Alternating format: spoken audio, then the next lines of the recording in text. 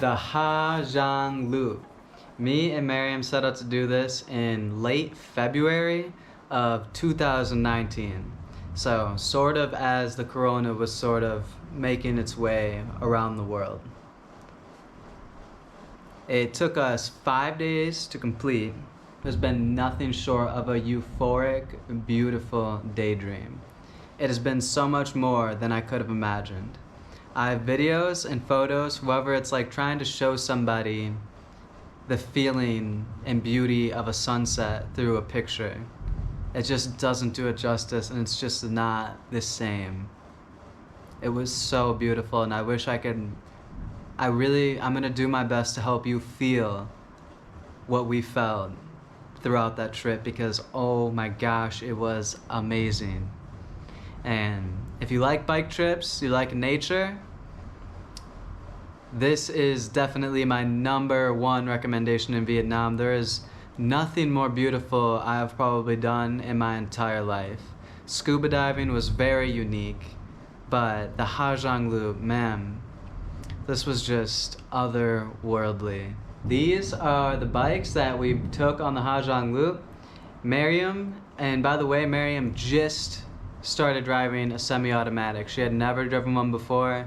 This was her first time. They're super easy to drive. If you've only driven a fully auto, no worries. A semi is like basically the same. It's just a little different. It's super simple. And so Miriam got a semi-automatic for like 150K a day, like $7. And I got a Suzuki 125cc for around 280K a day. It was a really chill, like laid back manual motorcycle, and it's like, I don't even know, like, you know, $14 a day or something like that. Sometimes it's colder there, so we brought raincoats and gloves. However, we only used our gloves and extra coats one time. We got lucky and had mostly sunshine. Every couple of hours there's a town and a handful of hostels and restaurants to stay at, and most of the bikes in Ha Giang have like maps and advice about how to do the loop and certain routes, how you should take them, and just like advice about what you would like to see. A lot of the bike shops, the people who work there, they've done the loop multiple times, so they have a lot of advice and will definitely set you up right and make sure you've got a good bike to do it and are geared up properly.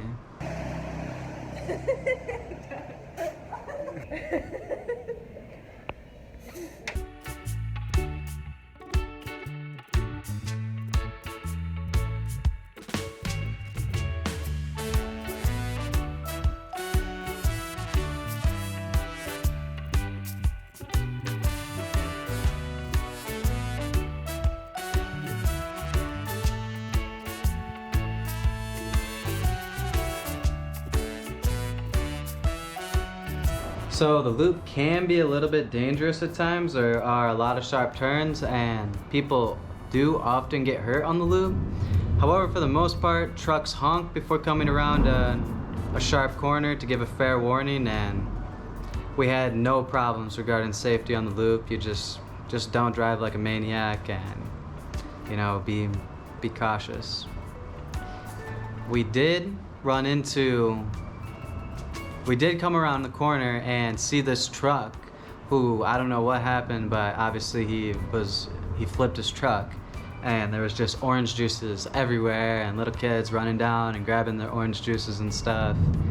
Yeah, he was already long gone by the time we got there, so we don't know if he got hurt or what, but you know, you gotta be careful, you know, and some of those drivers are they're not so safe. So, you know, always in defensive driving mode, like everywhere in Vietnam, always defensive driving mode. And just be careful. There are a couple random attractions on the loop. So this was like a little, I don't really remember, it was like a little temple, a little like tourist attraction, old temple house or old Buddha house or something, and you can pay a very small price and walk around through it and see what the monks used to live like or live in.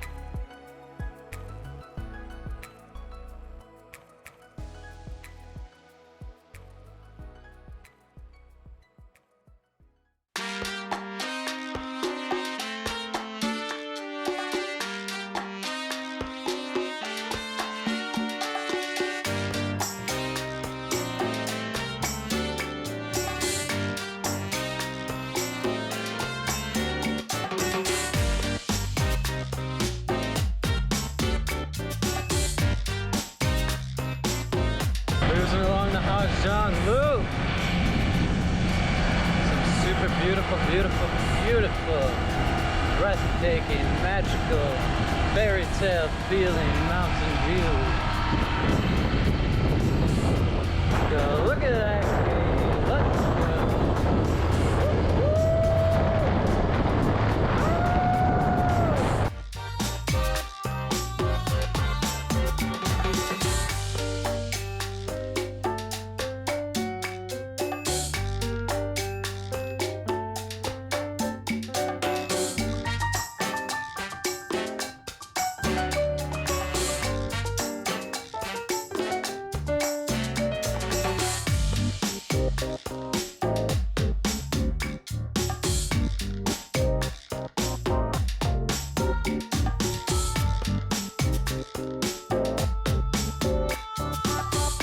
We parked our bikes and we started walking up a mountain.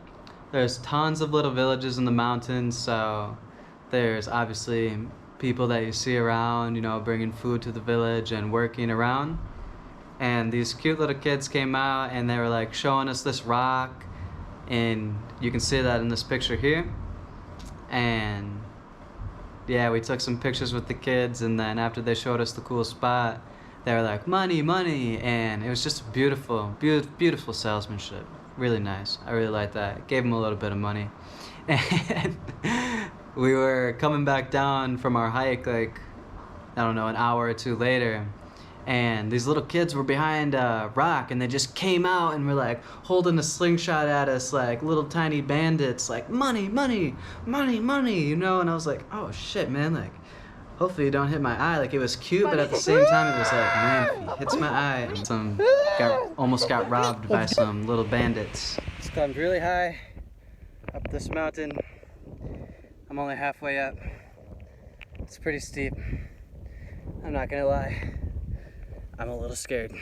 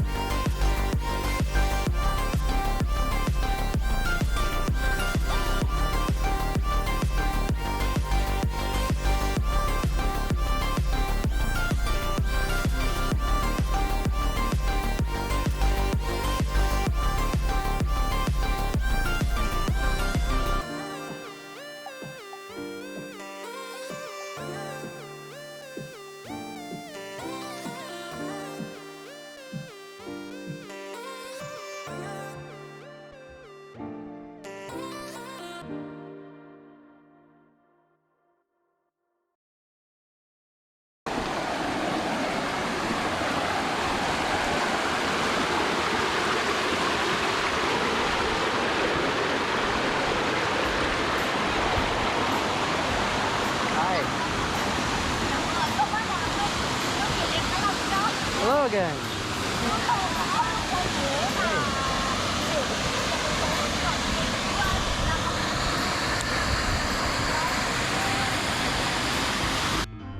Alright, so this is a waterfall in the town of Miovac, and it's called Dugia Waterfall. It's super beautiful. It's kind of off the beaten path.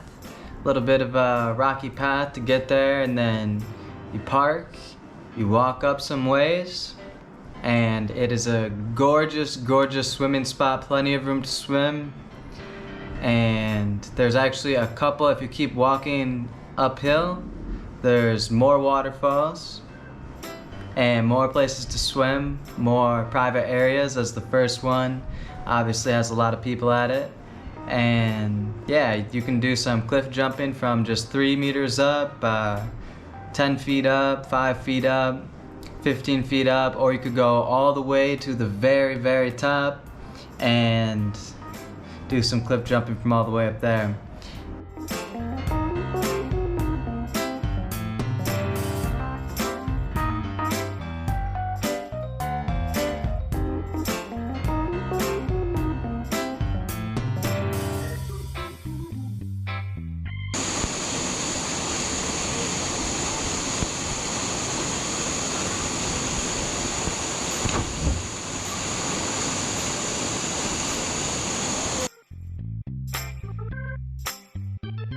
We actually spent a whole day there and stayed in the town of Miovac for 2 nights.